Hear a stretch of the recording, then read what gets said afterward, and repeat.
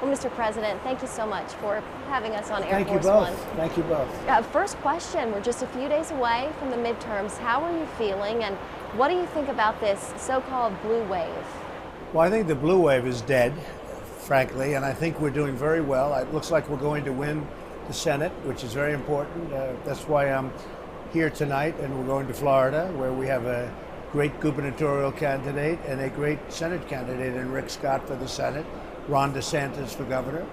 And I think we're doing just very well. There's a lot of feeling about the horrors of the illegal immigration problem, where people think they're just going to come into our country and take over our country, and it's just not going to happen. We're not going to let that happen.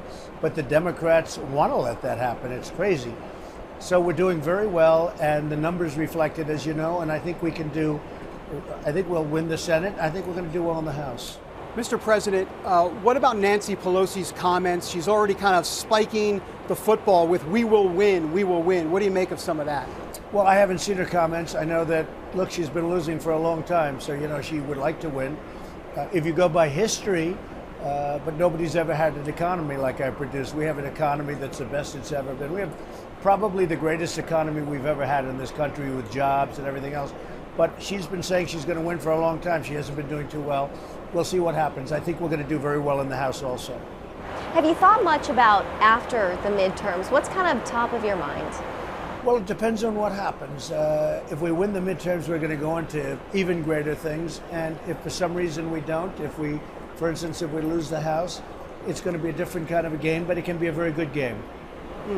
What about, we've heard so much about hostility and incivility, and the media has been on you, as this just in, the media has been on you.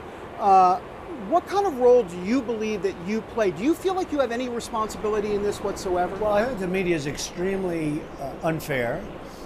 It has been from the time I announced. And a lot of that has to do with the fact that I'm Republican, I'm conservative, many other reasons, and probably me too. But I will say the media, if you look at yesterday, I went to Pittsburgh. I was treated so well with the First Lady. We were treated so well. It was sad, obviously, and very solemn, but it was so instructive, so beautiful. The rabbi was great. We had such a great day. We met the first responders, we met the SWAT team, we met some very brave people in the hospital.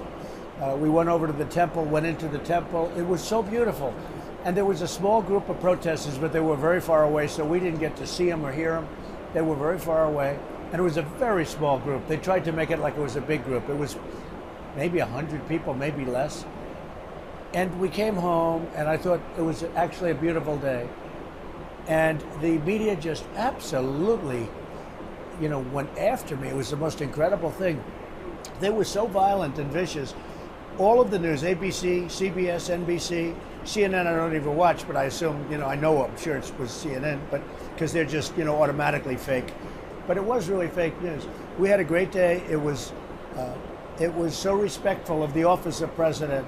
And if you got home and if you read the New York Times or the Washington Post, or if you saw any of the networks, you would say it was violence, it was riots. I mean, it was the most incredible thing I've ever seen. And everybody that was on that trip agreed with us. It was so wrong what they did. It was so phony. And I think that phony news, fake news, when you see the kind of things happen, like happened yesterday, where Pittsburgh was so beautiful, went to the hospital, they didn't even cover it, and they didn't have to cover it.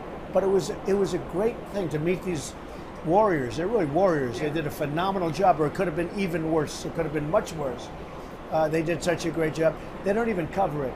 All they did is say, protesters, protesters. And the protesters were blocks away. And it was a very small group. I know protests. It was a very small group of protests. But if you read this morning's New York Times or Washington Post or saw the networks, you would say it was World War III. It's really disgraceful. There are people kind of following up on that who like to call you anti-Semitic, who like to call you a racist, Mr. President. What would you say to these people? Well, the word racist is used about every Republican that's winning. Anytime a Republican is leading, they take out the R word, the racist word.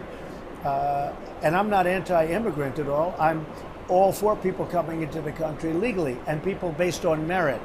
But when you see a caravan that's pouring up to our country with thousands of people, maybe 10,000 people now.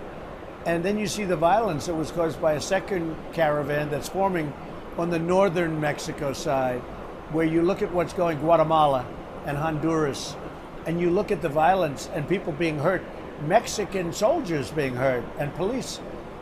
They're throwing rocks in their face. Look, we're not going to let them come into our country. We have 10, and we might even go up to 15,000 soldiers on our border. We are building a wall in its own way. We're putting up walls of barbed wire. And when you look at what we're doing, they're just not coming into our country. They might as well go back now. But take a look at the violence that they've created down there, the level of I mean, these are not angels, as you would say. These are not angels. You say you're not going to let them into the country. What is this about tent cities? And that could be a tricky situation. Well, we're going to build housing. Obviously, it has to be built very fast. And we're going to give them better housing than many of them have.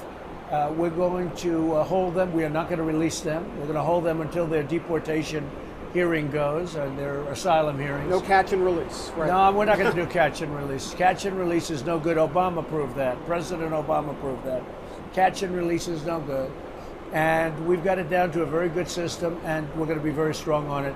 We're not going to be releasing people into our country that never show up for their court case.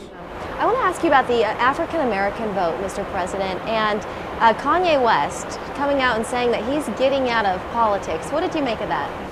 Well, I think I have a very good relationship with Kanye. In fact, one of my people spoke to him just a little while ago. Kanye is very happy with me, as he tells me, and I think we have a very good relationship. I think I'm doing great with the African American vote because we have the best unemployment numbers. If you look at our unemployment numbers that just came out, again, they're the best in the history of our country for African Americans, and frankly, for Asians and for Hispanics.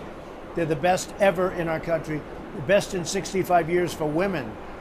So I think when people see that, I think I'm doing very well. You've seen the African American numbers. You've seen the Hispanic numbers. Look, I'm strong on the border, but you know who wants that more than anybody else? Hispanics that are living in our country. Real quick on immigration, one last question. What about the critics who say, look, you're just doing all of this for political, to gin up the base and everything? What's the answer to that? Well, if I am, I've been doing it for a long time because I've been on this issue for a long time, ever since you've known me. True. And now we have a chance to do something about it. The problem we have is we have no Democrat votes. We need Democrat votes in order to pass bills. And, because we have a very tiny little majority. We'll see what that is. But now we have another election coming up. We need Republicans because the Democrats will give us no votes on anything. They don't mind open borders. They don't mind crime because open borders mean crime. They don't mind crime. They don't want to take care of our military. They don't want to take care of our vets. And that's where we are. But we have no votes on immigration for, with the Democrats. And we can't let that happen. So I've been very strong on immigration, David, as you know, right from the beginning, right from the first time you saw me. Okay. Well, I guess I wanted to ask you about the evangelicals. I know you love the evangelicals. We've talked about that. 2016, they showed up in spades for you. If they don't do it this time, then there could be a much different outcome. Are you in agreement with that? Well, they're going to show up for me because nobody's done more for Christians or evangelicals or, frankly, religion than I have. You see all the things that we've passed, including the Johnson Amendment and so many things that we've nullified. Nobody's done more than we have. Mexico City, take a look at that. The embassy.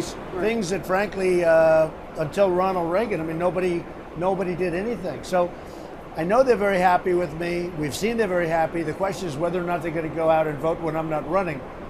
I have no doubt they're going to be there in 20. I hope they're going to be there now because it'll be a lot easier if they are, a lot better. Many of the things that we passed to make it good for Christians and evangelicals and so many others, you look at any religion you really talk about, so many of those things can be terminated. It's all fragile. You put the wrong people in office and the evangelicals, all of a sudden they're going to end up losing a lot of the things, maybe all of the things that I gave them and got for them and fought for them.